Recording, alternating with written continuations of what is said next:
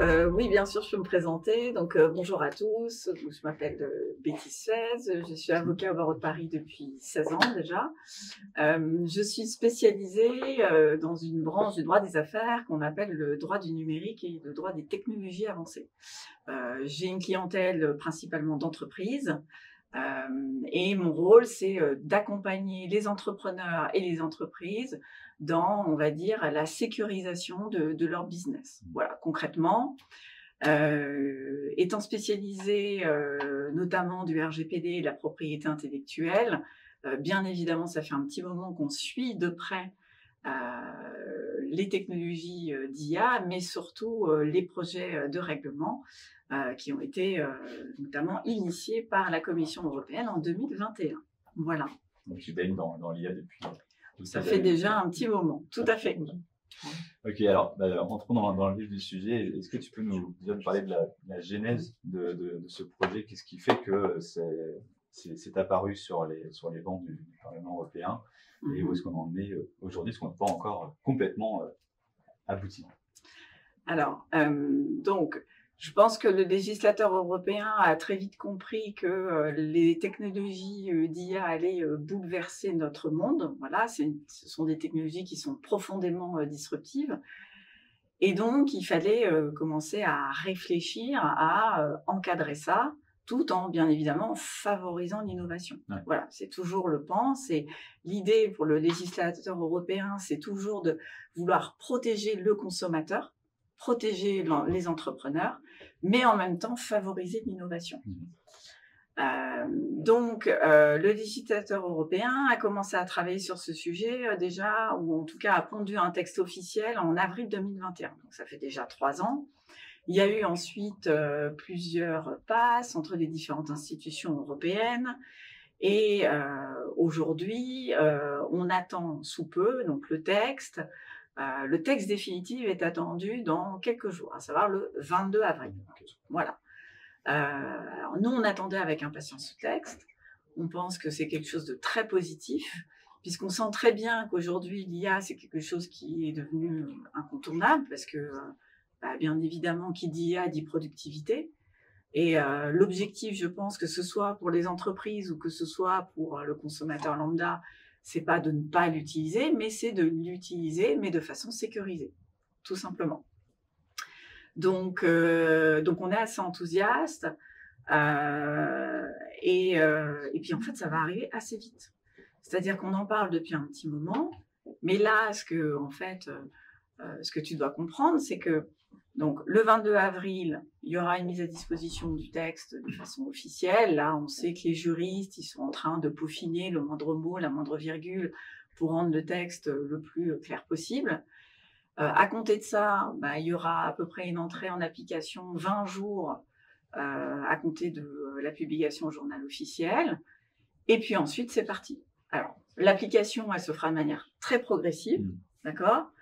Mais grosso modo, ce qu'il faut vous dire, c'est que d'ici 24 mois, d'ici 2 ans, tout le monde doit être dans les clous. Ouais, quel que soit le niveau de risque. Voilà, quel que soit le niveau de risque, on va parler du risque après, c'est-à-dire aussi bien les fournisseurs de systèmes d'IA, donc les entreprises qui développent et qui créent des systèmes ou des modèles d'IA, que les entreprises, par exemple, utilisatrices de ces systèmes d'IA. Grosso modo, ce qu'il faut retenir, c'est être à peu près dans les 24 mois.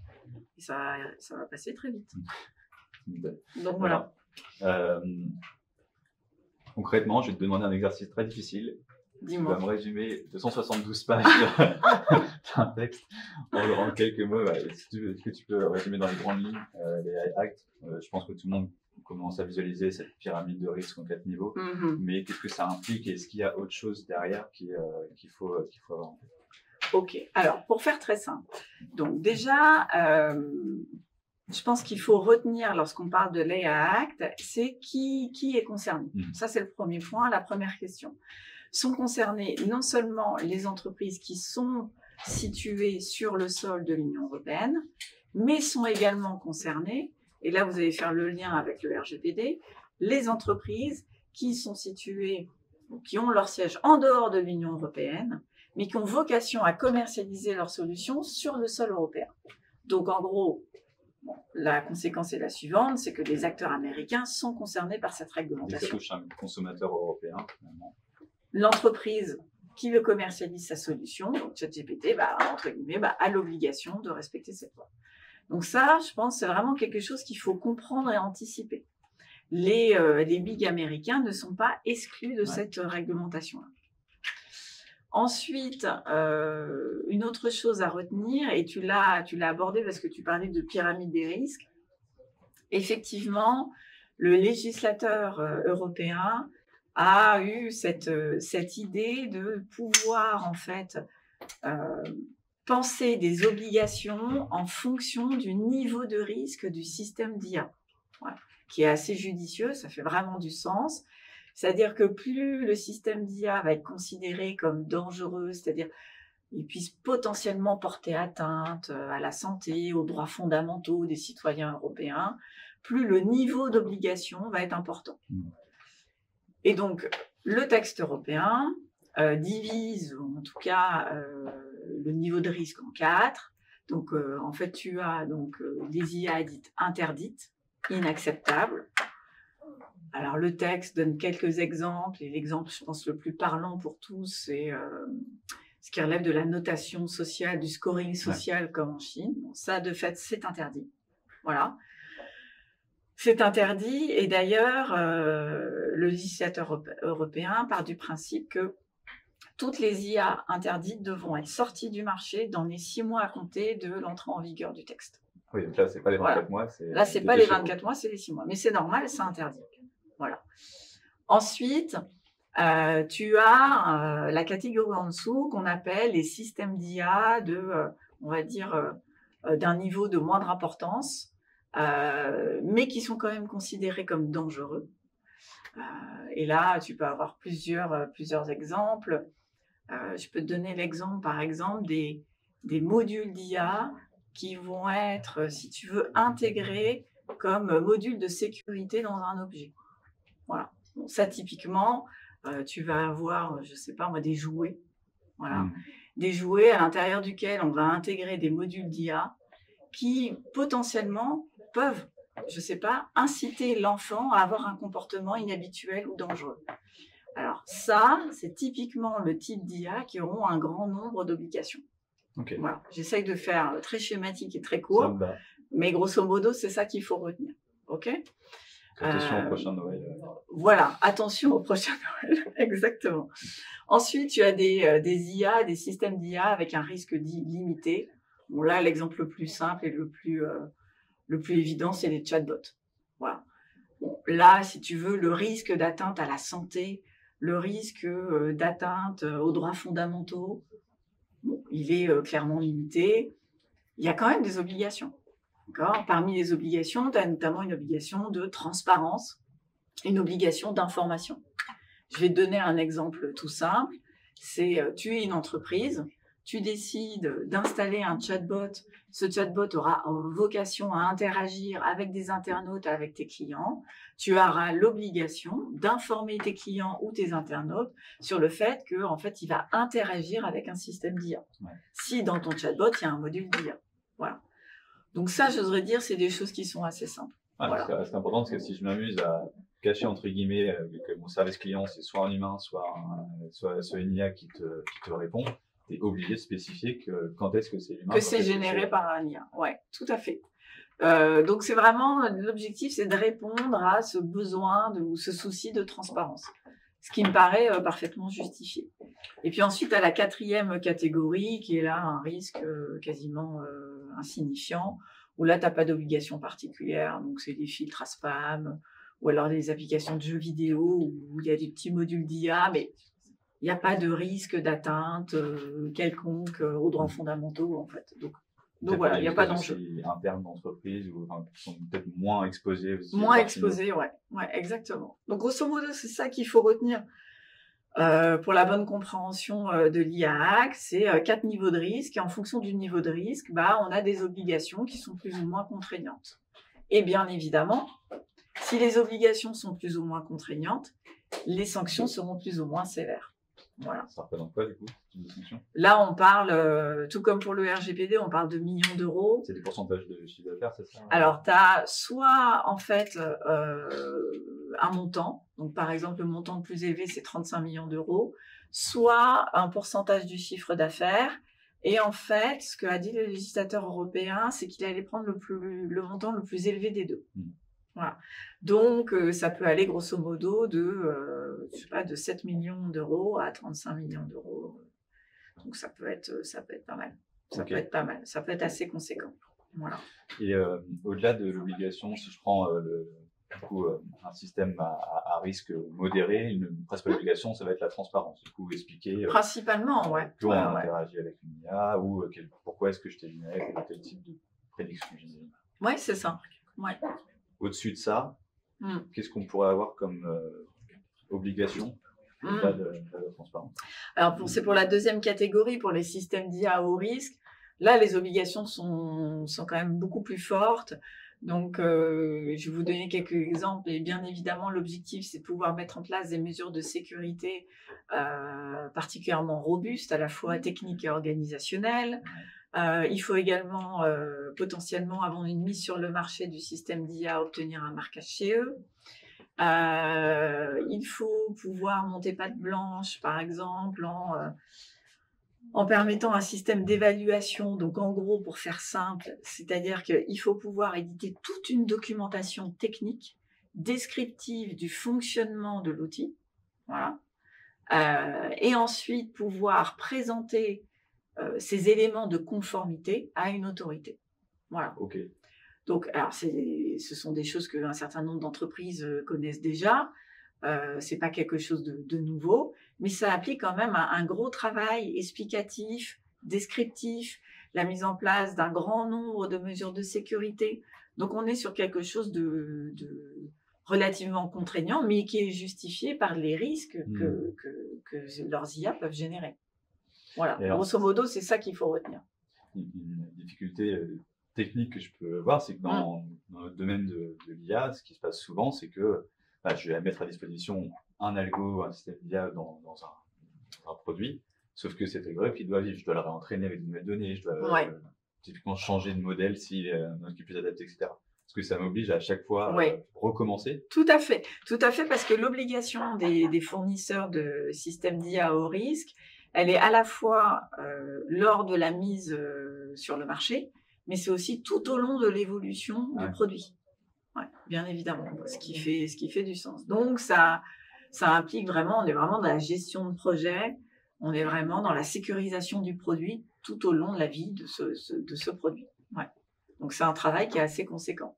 Après, une fois de plus, ça ne concerne pas tous les systèmes d'IA. Ouais. Voilà. Typiquement, sur des IAG, on n'est potentiellement pas sur le même sujet. Ok. Et justement, tu disais que le texte avait été un petit peu retardé parce qu'il fallait inclure des nouvelles moutures liées à l'IA générative qui avaient popé, et du coup, pendant que les premiers échanges sur IA Act apparaissaient.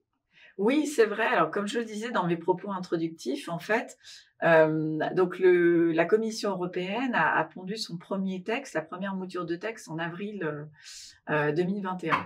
Et puis, les différentes institutions travaillaient sur le texte. Et là est arrivé l'outil qu'on connaît tous aujourd'hui, ChatGPT. Et donc, de fait, bien évidemment, le législateur a pris le soin de retravailler son projet de texte pour intégrer justement des dispositions spécifiques à la création, le développement ou l'utilisation de l'IA générative. Voilà. Okay. Est-ce que tu veux qu'on en parle justement? Écoute, je trépille d'impatience de parler d'IA générative. Qu'est-ce qu'il y a de si spécifique à l'IA générative dans un cadre juridique? Alors, c'est vrai qu'on en a beaucoup entendu parler, en tout cas dans les médias. Donc, tout l'intérêt de l'IA générative, comme son nom le porte, c'est de pouvoir générer du contenu. Voilà. Que ce soit du texte, de l'image ou de la vidéo. Donc, c'est bien évidemment une technologie qui est intéressante, qu'on utilise, je pense, pour une majorité maintenant au quotidien. Mais il faut pouvoir encadrer cette technologie. Déjà, une des premières choses qui nous vient à l'esprit, c'est ne serait-ce que pour pouvoir potentiellement protéger les droits d'auteur. Voilà. puisque ce sont des technologies qui ont vocation, entre guillemets, à analyser une quantité, une masse très importante de données. Sauf que dans le jeu d'apprentissage, dans les données d'apprentissage, en fait, on ne sait pas potentiellement si, dans ces données-là, il y a des données qui sont protégées par le droit d'auteur. Voilà. Donc, c'est pour ça qu'on en a beaucoup entendu parler. Grosso modo, ce qu'il faut retenir aujourd'hui du texte, dans la dernière mouture qu'on a, attention, on n'a pas encore la mouture finale, c'est que pour une entreprise qui va créer un système d'IA générative, elle aura plusieurs obligations. Et en fait, parmi ces obligations-là, elle aura par exemple l'obligation, et je schématise, d'indiquer les sources. Ouais. Ok ? Donc, difficulté, je pense, technique. Mais on a quelques idées. En tout cas, nous, les juristes, on a quelques idées. Elle aura également l'obligation de rédiger une documentation technique qui vise à décrire son modèle. Voilà. Donc ça, c'est important. Alors, ce n'est pas une obligation aussi forte que pour un système d'IA à haut risque, mais malgré tout, il faut une documentation qui puisse expliquer à une autorité de contrôle comment tout ça, ça fonctionne. Voilà. Elle aura aussi l'obligation de permettre, par exemple, à des auteurs, d'accord, pour dire les choses assez simplement, de pouvoir bénéficier de l'opt-out, c'est-à-dire en gros de pouvoir s'opposer à la diffusion de leur œuvre à travers ce système d'IA génératif. Voilà. Je vais vous donner un exemple concret. L'exemple le plus simple, même si c'est un sujet qui suscite de nombreuses questions et notamment des questions techniques, c'est je suis fournisseur d'un système d'IA génératif. Je dois à minima permettre à un internaute lambda de signaler le fait qu'il y a un contenu qui est protégé par le droit d'auteur. Grosso modo, c'est ça qu'il faut retenir. Et ensuite, la dernière obligation principale, ça va être, là encore, toujours dans un souci de transparence, de pouvoir en fait indiquer ou pouvoir faire prendre conscience, en tout cas aux gens qui utilisent cet outil-là, que le résultat va être généré par de l'IA générative, par de l'IA. Voilà. Donc, grosso modo, c'est les 4 obligations principales qu'on peut retenir à la lumière du texte dans sa version actuelle.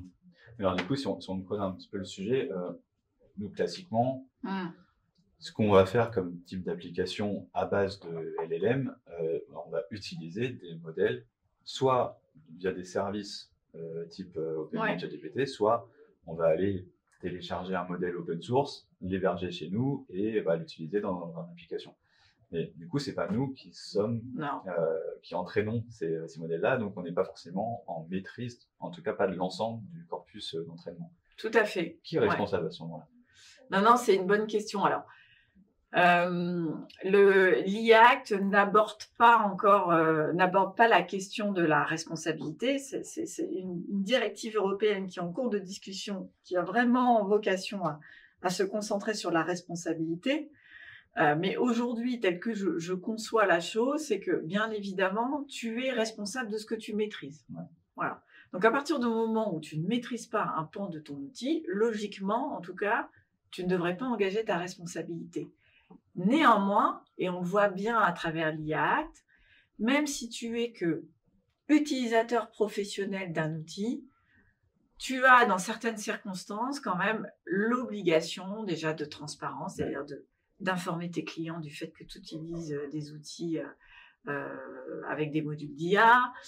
Tu as l'obligation d'informer potentiellement tes salariés sur l'utilisation d'outils qui comportent des modules d'IA.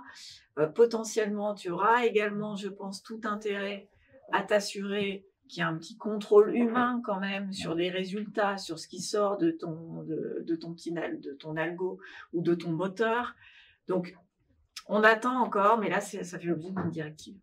D'accord, ça va être en plus, c'est par pays que ça, les directives alors, la directive, c'est en fait un texte européen qui a vocation à définir les grandes lignes, donc là, en l'espèce de responsabilité, les lignes directrices, les grandes lignes, voilà, sur une thématique précise. Et ensuite, chaque pays a la possibilité de transposer ce texte et d'en faire une loi spécifique, une loi locale. Voilà. Mais ta question, elle est intéressante parce que du coup, en fonction des cas de figure, en fonction de si c'est toi qui vas développer ton outil, l'utiliser en interne, si c'est toi qui vas faire développer un outil par un prestataire informatique, mais ensuite le commercialiser, ou si tu vas être simple utilisateur d'une solution tierce, et ben, du coup, tu n'auras pas le même rôle. Tu seras soit fournisseur, soit déployeur, soit utilisateur, peu importe. Et en fonction du rôle que tu auras, bah, tu n'auras pas les mêmes obligations. D'accord. Voilà. Et donc, il y a un travail un peu d'analyse juridique. C'est ce que moi, je recommande concrètement aux entreprises. C'est en fonction de ce que vous voulez faire et comment vous allez le faire, eh ben, vous n'aurez pas le même rôle et donc pas les mêmes obligations. Ça pourrait driver un choix technologique. Tout à fait. Je privilégie le buy enfin, je prends une solution tierce, un service managé d'un LM pour moi, je ne suis qu'un simple, je sais pas quel serait le terme, utilisateur. Tout à fait. Parce si qu'aujourd'hui, une application autour. Oui, parce qu'aujourd'hui, tu n'as pas la capacité, si tu veux, de contrôler l'outil dans son entièreté, parce que tout simplement, en interne, dans ton entreprise, il n'y a pas de gens qui ont des compétences suffisamment pointues pour être en capacité d'assurer la robustesse technique de l'outil, pour être en capacité de répondre à toutes les obligations qui figurent dans le RIA. En tout cas, pas dans sa totalité, parce que totalité. Le monde est un petit peu gris là-dedans, c'est que nous, ce qu'on va faire, c'est prendre ce type de modèle et les respécialiser un petit peu avec des données plus contextuelles, avec des données de l'entreprise, etc. On reste sur des gros modèles entraînés sur des corpus qu'on ne maîtrise pas, mais on va les spécialiser dans notre domaine. Et là, on est un petit peu entre les deux finalement. Et d'ailleurs, le législateur a un peu prévu ce cas de figure dans le RIA, mais bon, l'interprétation peut être floue.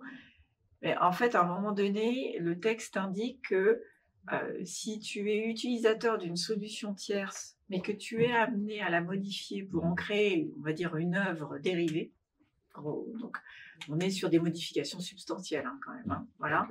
Bah, potentiellement, tu es plus considéré comme un utilisateur professionnel, tu es considéré par la loi comme un fournisseur. Et donc, du fait, bah, tu es obligé de répondre à toutes les spécifications et exigences qui se trouvent dans le RIA.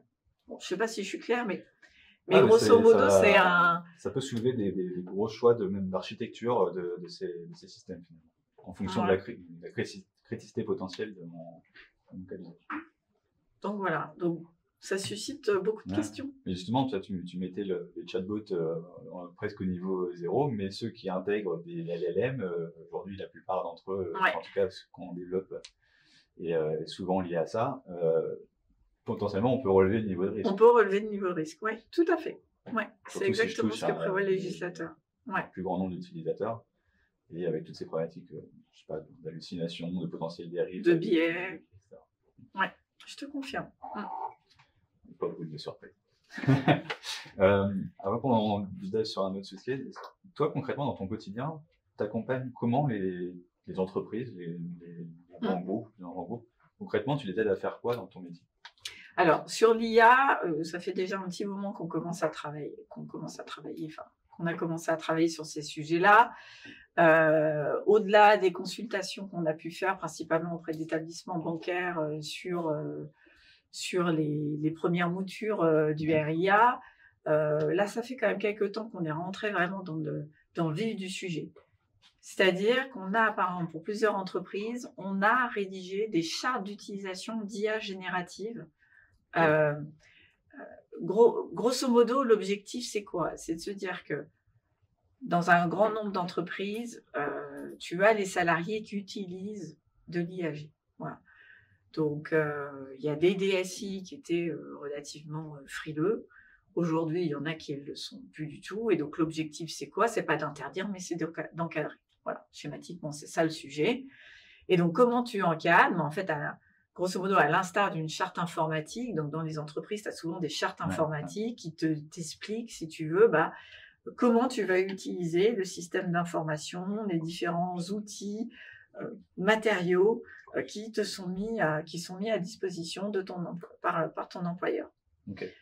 Et ben là, l'idée, c'est soit de compléter ta charte informatique en prenant en considération le fait que là, c'est pas un logiciel lambda qu'on utilise, c'est un logiciel qui à l'intérieur a un petit moteur qui fait plein de choses. Voilà. Soit on a été mandaté pour éditer vraiment des chartes d'utilisation d'IA. Et c'était des exercices qui étaient intéressants parce qu'en fait, on a d'abord fait des réunions pour définir en interne quels étaient les cas d'usage possibles. Voilà. On ne m'a pas contacté pour me dire, Betty, j'ai besoin d'une charte d'IA, est-ce que tu peux nous pondre un truc? C'est pas ça du tout le sujet. On a fait des réunions avec certaines personnes désignées. Il y en a même qui ont désigné des référents IA au sein de la société. Et on a parcouru des cas d'usage. Et en fonction de ces cas d'usage, on a défini des règles et des critères. Voilà. Typiquement, le critère qui revient systématiquement, c'est le service comptabilité n'a pas le droit d'utiliser ChatGPT. Je schématise. Capable de balancer ses fichiers Excel. Voilà, c'est ça, pour des enjeux de confidentialité. Après, un autre travail qu'on a fait, qu'on commence à faire de plus en plus, c'est, par exemple, là, pour une agence de marketing digital, qui utilise beaucoup de l'IAG, on a modifié leur clause contractuelle dans leur contrat client, en fait.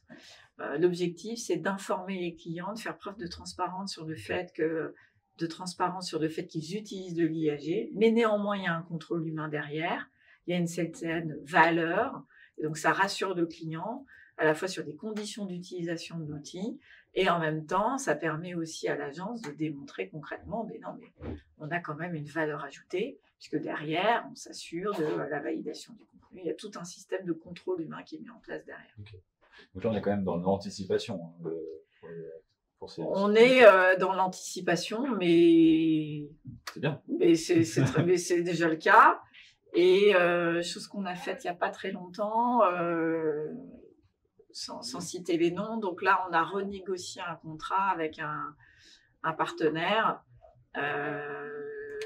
qui avait créé un LLM, voilà, et on a un peu verrouillé les clauses contractuelles. Voilà. Et on avait participé également, ça c'est intéressant, à l'élaboration du cahier des charges de création du LLM. Voilà.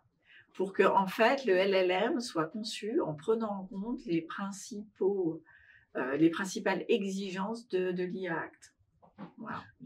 Aujourd'hui, on n'est pas. On est dans l'anticipation.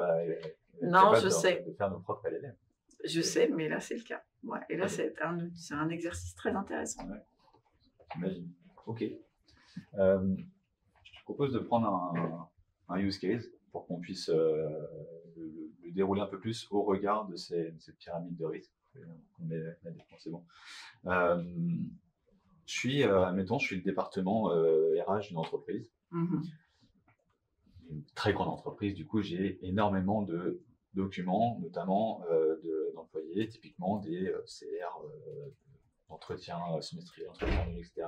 Je vais retirer un certain nombre d'informations. C'est hyper chronophage pour mon service d'aller chercher dans chaque CR qu'est-ce qui en ressort pour identifier, je sais pas, mes futurs besoins de formation, mes futurs besoins d'accompagnement, etc. Je voudrais développer une IA qui me permette d'analyser tous ces textes-là, tous ces documents, et d'anticiper certaines demandes d'information, voire même d'aller un cran plus loin, de pouvoir aller voir le manager d'une équipe pour lui proposer telle ou telle amélioration. C'est quoi. Là, quel niveau de risque, déjà, tel que je te le présente, tu considères? Alors, le niveau de risque, bon, il faudrait faire une analyse plus fine, mais alors, déjà, je pense que la question à se poser, c'est ce que je disais tout à l'heure, c'est quel va être ton rôle. Est-ce que c'est un outil qui existe déjà sur le marché que tu veux utiliser au sein de ta société?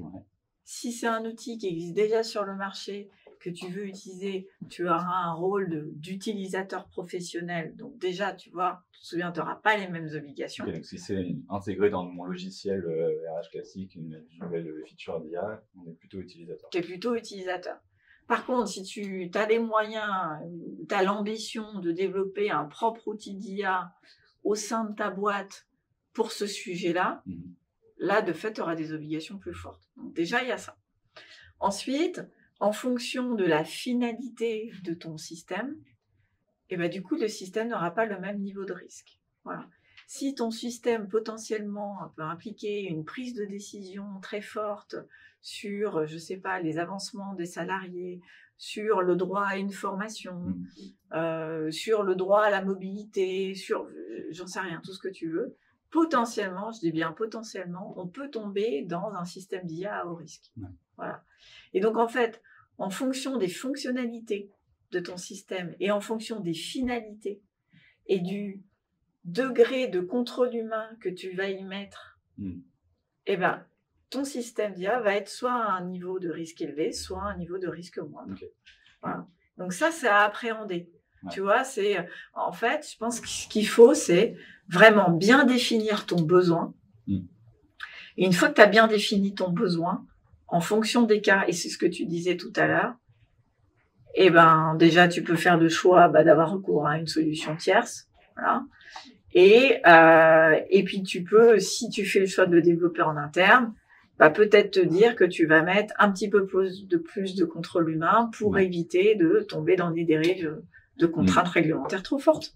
Si je caricature, plus je vais finement dans le niveau de granularité du potentiel ciblage d'une personne, ou plus je vais loin dans l'automatisation de la décision hors humain, plus je vais dans le niveau de risque. Tout à fait. Ouais, potentiellement. Mais une chose est sûre, ça c'est certain, ça c'est pour les DRH, oui, il faudrait une information des représentants du personnel et une information des salariés. Non mais voilà, mais on n'y pense pas, mais c'est la base. Voilà, c'est la même logique que le RGPD.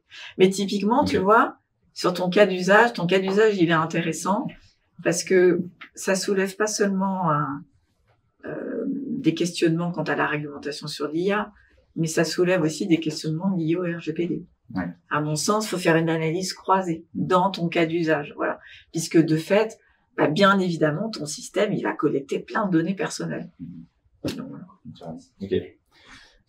Si je prends un cas peut-être plus orienté, là je touche le consommateur final, le grand public, donc là j'avais un cas plutôt interne, plutôt externe. Quelque chose qui est assez public, par exemple, je prends un chatbot qui a été développé au-delà de Carrefour, c'est public, c'est annoncé, c'est un chatbot sur lequel tu peux renseigner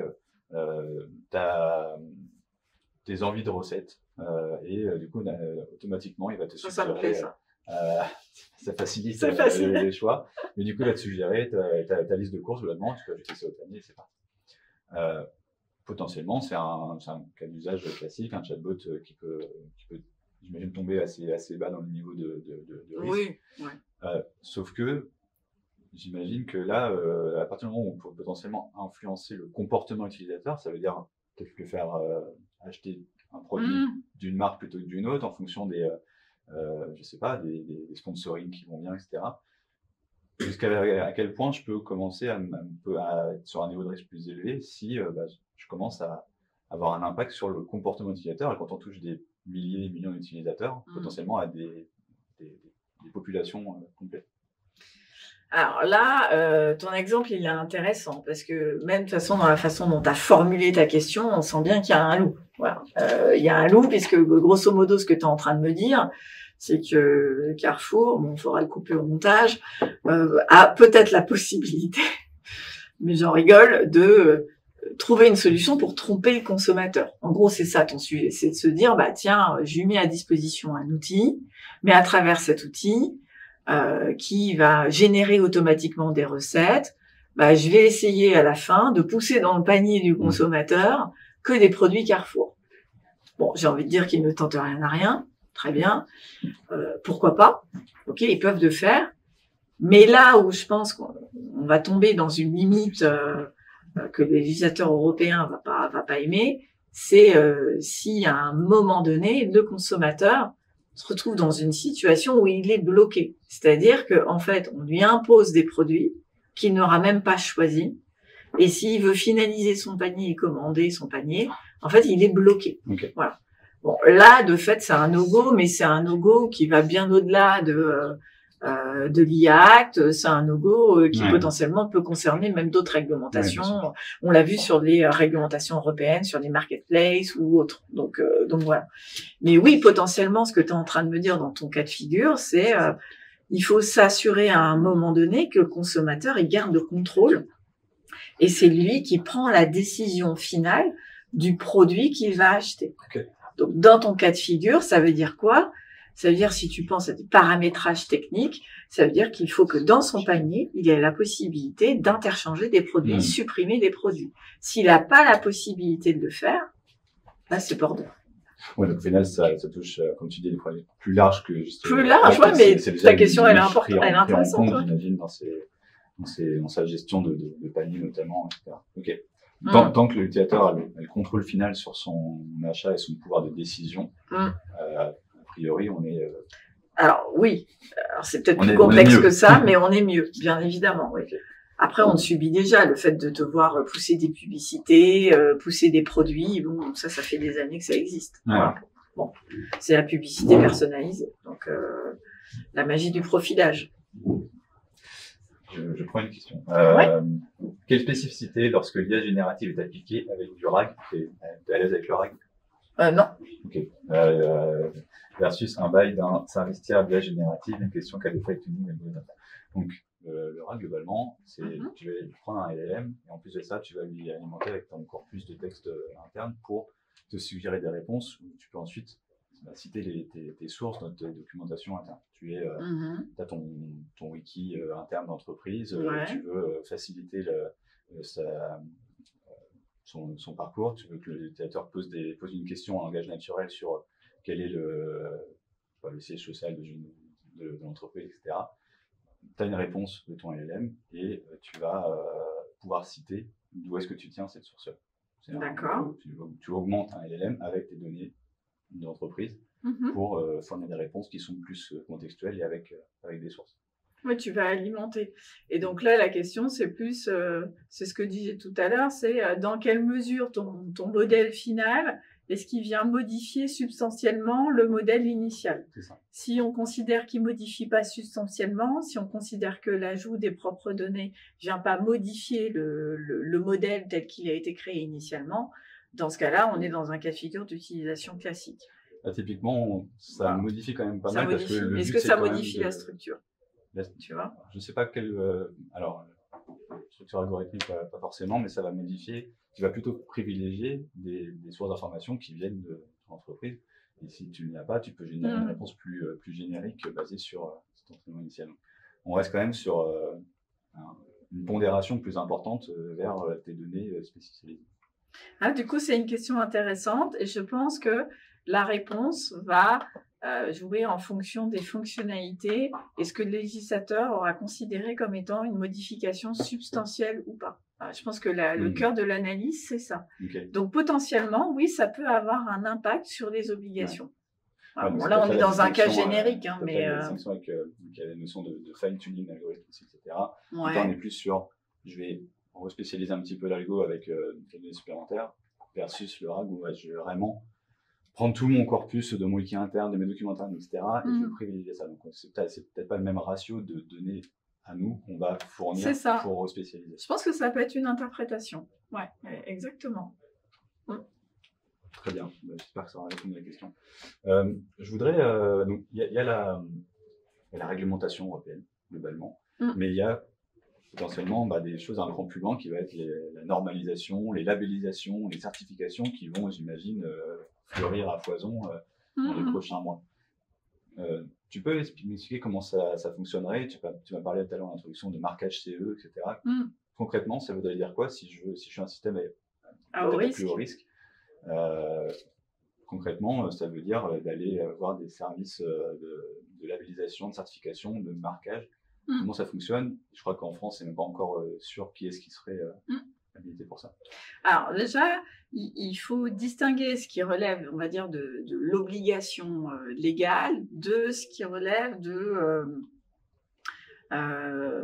la softo. Donc, je vais clarifier mes propos. Donc, aujourd'hui, tu as le RIA, donc le règlement sur l'IA, qui te dit que si tu développes un système d'IA au risque et que tu veux le mettre sur le marché, tu as l'obligation de te lancer dans une procédure qui implique à la fin la certification, c'est-à-dire le marquage CE. Okay ? Aujourd'hui, effectivement, On attend que l'Union européenne et surtout chaque pays membre désigne les autorités notifiantes, c'est-à-dire les autorités qui, grosso modo, je schématise, mais qui vont évaluer la conformité de son système et qui, à la fin, vont être en capacité de délivrer le marquage CE. Donc aujourd'hui, on ne sait pas quelles vont être les autorités.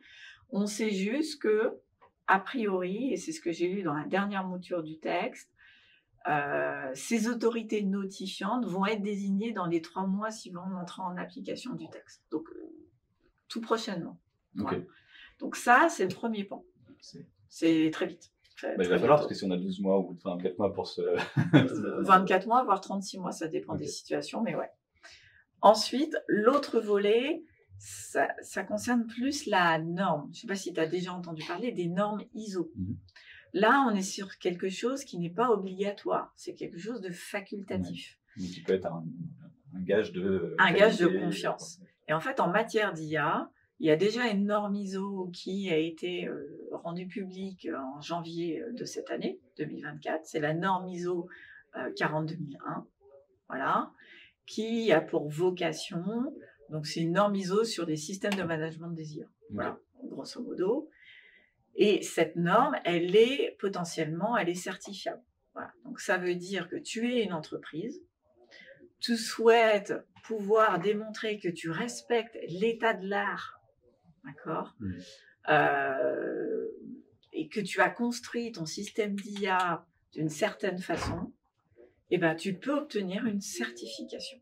Okay, et là, par exemple, tu vas te retourner principalement vers l'AFNOR quand tu es une entreprise française. C'est pas la même chose. C'est pas la même chose. C'est pas la même chose. Tu peux en plus prendre la décision, si par exemple tu n'es pas concerné par les obligations issues du système d'IA au risque, malgré tout, tu sais très bien qu'aujourd'hui, c'est vrai qu'il y a quand même une tendance à la labellisation, à la certification, et tu te dis que pour gagner des futurs appels d'offres, ben, tiens, ça serait bien que je monte patte blanche. Ouais. Et ben, je vais chercher à obtenir cette certification comme la ISO 27001, où il y a un grand nombre d'entreprises qui ont cherché à passer cette certification-là. Voilà. Donc la norme aujourd'hui, elle a été créée, elle a été publiée en décembre 2023 et diffusée en janvier 2024. Et de là, bah, les entreprises vont pouvoir se faire certifier. Okay. Voilà. Sur la base de ce texte. Mais ce qu'il faut savoir, c'est que la norme, c'est de la soft law. C'est pas quelque chose de contraignant. C'est pas quelque chose d'obligatoire. Alors tu vas me dire, mais pourquoi déjà qu'il faut que j'arrive à respecter le règlement IA? Pourquoi en plus je veux chercher à entre guillemets à respecter une norme? En fait, si tu veux, l'intérêt de la norme, c'est que elle répond à des contraintes techniques qu'on ne trouve pas forcément ou qui ne sont pas suffisamment clairement exposées dans le RIA. Et nous, en tant que juristes, on sait très bien que en cas de contentieux, lorsque demain on aura des contentieux sur des systèmes d'IA et qu'il va falloir mandater un expert judiciaire qui va t'expliquer comment fonctionne le système d'IA, pourquoi il n'a pas bien fonctionné et comment il a causé tel et tel préjudice, l'expert technique, il va se baser sur une norme technique. Voilà. On va dire, nous, avocats, on va se baser sur la loi et l'expert technique, il va se baser sur une norme. Et aujourd'hui, c'est ce qui se passe déjà pour les systèmes dans les cas de figure où il y a un dysfonctionnement sur les mesures de sécurité. On va se baser sur la norme ISO 27001 aujourd'hui, et c'est ce qui fait ce qui se passe dans les tribunaux. Et donc c'est une manière de aussi montrer patte blanche plus rapidement Bien sûr. Sur ces engagements et oui, un gage de qualité et de légitimité aussi. Tout à fait. Okay. Donc ça applique à peu de travail, mais j'imagine qu'il va y avoir des bouchons aux portes de l'AFNOR dans les prochains mois. Oui, je pense. Oui, c'est certain. Oui, c'est certain. Voilà. On n'a pas encore de visibilité aujourd'hui, on va en avoir dans quelques temps, mais bien sûr, je pense qu'il y aura une sorte de course à la certification. Ouais. Il peut y avoir d'autres entreprises qui font des sortes de labels plus ou moins adaptés. Aussi, peut-être que même la CNIL, qui est pressentie comme étant l'autorité de contrôle, peut-être que la CNIL va même délivrer des labels, des certifications, mais aujourd'hui, on n'a pas de visibilité. Personne n'a été désigné, on va le savoir là sous peu. Ok. Donc voilà. Du pain sous la planche. Tout à fait. Est-ce Est-ce que tu peux me démystifier un petit peu? Il y a quand même beaucoup de potentiellement nouveaux textes, nouveaux vocabulaire qui arrivent. On parle de AI Act, on a aussi le DMA pour des plus gros acteurs. Il y a plein d'acronymes, DMA, AI Act, IPA, bon, ça c'est bien. C'est quoi la différence déjà entre DMA, plutôt pour les gros acteurs des marketplaces, et AI Act? Oui. Ou est-ce que ça peut être corrélé, croisé? Alors, ça peut être corrélé, croisé, mais oui, l'objectif du DMA qui est déjà entré en application, donc c'est un texte qui a vocation à encadrer, on va dire, le fonctionnement des grandes marketplaces. Ouais. Voilà. Et donc, oui, de fait, ça n'a rien à voir avec l'obligation pour les fournisseurs de systèmes d'IA de respecter un certain nombre de règles. Néanmoins, en fait, ces textes peuvent s'entrecroiser dans la mesure où, dans une marketplace, tu peux avoir des systèmes d'IA. Ouais. Voilà. Il y en aura de plus en plus. Voilà. De la même façon que tout à l'heure, tu m'as posé une question sur tiens, si au sein d'une entreprise, on mettait en place un système qui aurait vocation à simplifier le travail d'analyse des entretiens des salariés, bien évidemment qu'il va falloir analyser l'IA Act, mais il faudra aussi analyser le RGPD. Voilà. Et ça, c'est assez fréquent aujourd'hui, et c'est toute la richesse de notre métier en tant que juriste et avocat, c'est que, en fait, la mise en place d'un système informatique, d'un programme informatique, peut avoir différentes incidences et peut nécessiter, pour mettre en conformité ce système, de répondre à plusieurs réglementations. Voilà. Ok. Et donc, j'imagine que. Donc, il y a du travail. Ouais, et puis j'imagine qu'une bonne partie du travail sur lequel on pourrait solliciter quelqu'un comme toi, c'est ok, potentiellement je tombe dans un risque. Comment est-ce que tu peux m'aider à adapter le système pour baisser d'un niveau? Oui, on va pas se mentir, c'est comment est-ce que tu peux m'aider à ça? Et oui, il y aura effectivement ce sujet-là. En fait, on est souvent consulté pour ce qu'on appelle l'étude de faisabilité juridique. Donc voilà, je souhaite mettre en place un outil. Mon objectif, c'est ça. Alors, mon objectif, c'est pas de contourner la loi, c'est pas le propos, mais c'est comment faire pour que j'arrive à remplir mon objectif, tout en potentiellement la mise en place soit moins contraignante, on va dire. Ouais, même sans vouloir contourner, c'est assez déroutant quand on ne connaît pas forcément trop les terminologies, les jurisprudences, il y a le texte de la réglementation, il y a le texte des normes, etc. Même quand on veut bien faire les choses, ce qui est le cas pour la majorité des gens quand même. Notamment pour Emmanuel. Exactement. On peut naturellement se poser un certain nombre de questions sur ok, jusqu'où est-ce que je peux aller et jusqu'où est-ce que je dois dire stop. Exactement. Ouais. Beaucoup de travail devant toi. Oui, c'est ça. Je pense que tu es un petit peu biaisé par rapport à cette question, mais j'ai envie d'avoir ce débat philosophique. On catégorise souvent l'Europe comme le continent qui réglemente par rapport aux US qui innovent. Qu'est-ce que tu penses de ça? Est-ce que tu imagines que tu vois ça d'un œil plutôt positif vu ton métier? Mais je veux bien ton regard là-dessus.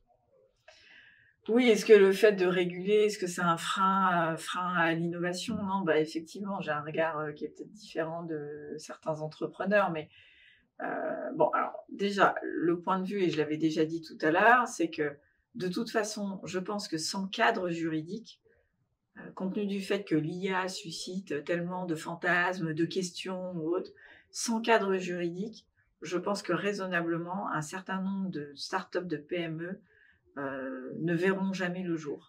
Pour la bonne et simple raison que les entreprises n'iront jamais. Enfin, il y aura un no-go de la DJ, il y aura un no-go du COMEX ou du CODIR. Voilà. Il n'y a pas d'encadrement et l'IA suscite trop de questionnements. Okay. Donc, je trouve que le fait qu'il y ait un cadre, c'est très bien. Voilà. Ensuite, le RIA en tant que tel, donc le LEA Act en anglais, il a pris quand même en considération l'innovation. Donc typiquement, il y a des dispositions spécifiques visant à non pas freiner l'innovation, mais au contraire l'inciter. Tout à l'heure, on parlait d'un sujet un peu fâcheux, à savoir les sanctions. Bon, alors, ça va vous faire sourire, mais je vous disais que le législateur, par exemple, il prenait en compte à la fois soit le pourcentage du chiffre d'affaires, soit un montant fixe, et qui prenait le plus élevé des deux. Donc, typiquement, si demain une micro-entreprise ou une PME venait à être condamnée, déjà le législateur a dit qu'il ne prendrait pas le montant le plus élevé des deux, mais le plus faible. Voilà, c'est un exemple. Ensuite, globalement, lorsqu'on lit le texte, en tout cas dans sa version actuelle, on voit bien que le législateur, à plusieurs reprises dans le dispositif, a indiqué que certaines obligations seraient allégées pour les PME et pour les sociétés, les jeunes pousses. Okay. Voilà.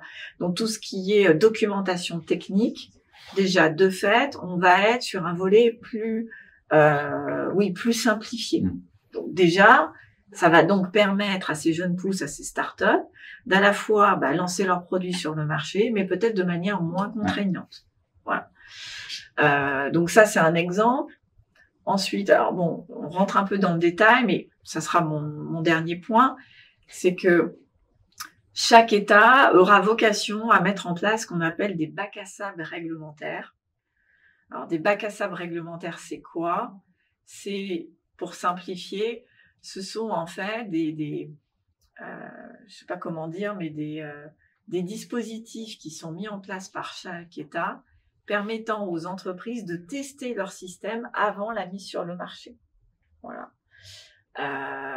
Et ça, typiquement, le législateur européen, il a prévu que les PME et les startups auront un accès privilégié à ces dispositifs-là, pour pouvoir tester leur modèle, voir quels sont les effets, et quitte à soit revenir en arrière, soit accélérer, pour se laisser le temps, en fait, quelque part, de se mettre en conformité. Donc, voilà, en tout cas, mon point de vue, c'est que, pour schématiser, c'est que l'encadrement n'est pas un frein à l'innovation, mais ça, c'est mon point de vue. Voilà. Et le deuxième point, c'est que le RIA prévoit des dispositions justement pour faciliter l'innovation. Donc voilà. Donc pour moi, c'est une bonne nouvelle, au-delà du fait que oui, ça va nous faire beaucoup de travail, mais c'est bien. Très bien.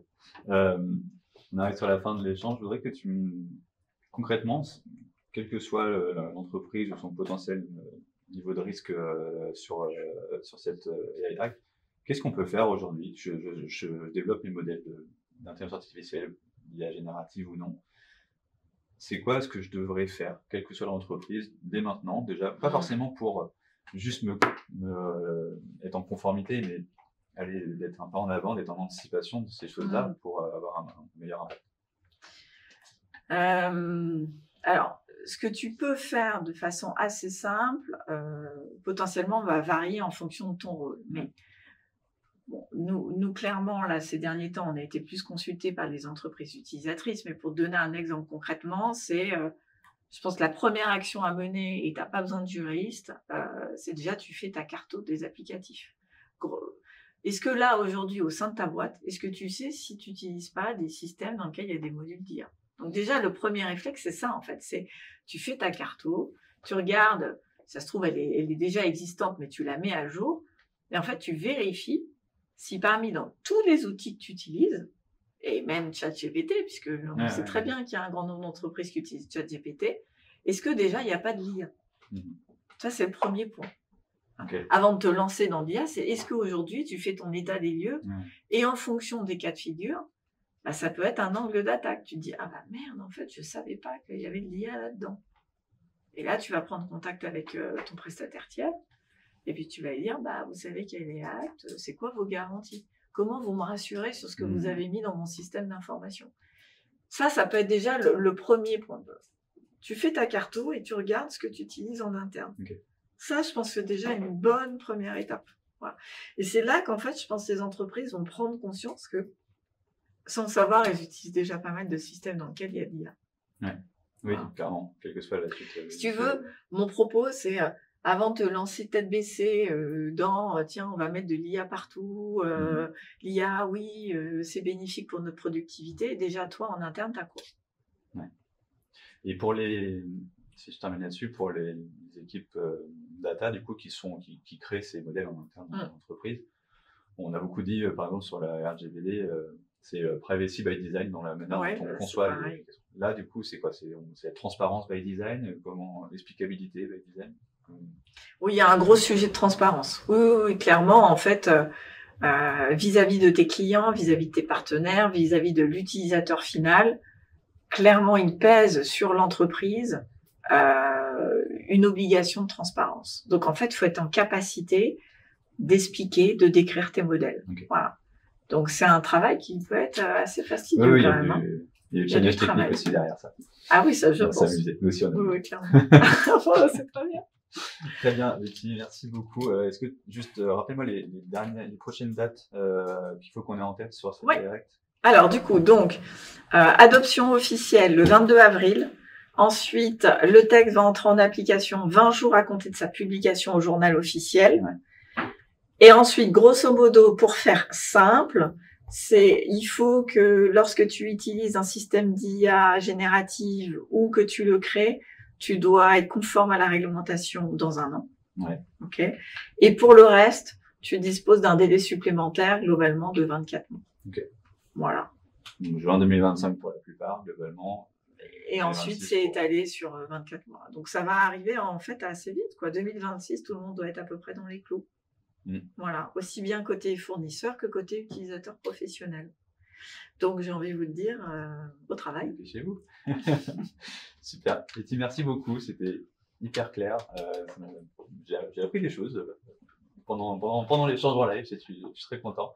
Merci pour ton temps et je vais essayer de voir la suite que ça va donner aussi. Et je pense que tu as pas mal de choses à nous apporter encore sur les prochaines semaines. Merci beaucoup. Merci pour tout. À bientôt. Au revoir. Au revoir à tous.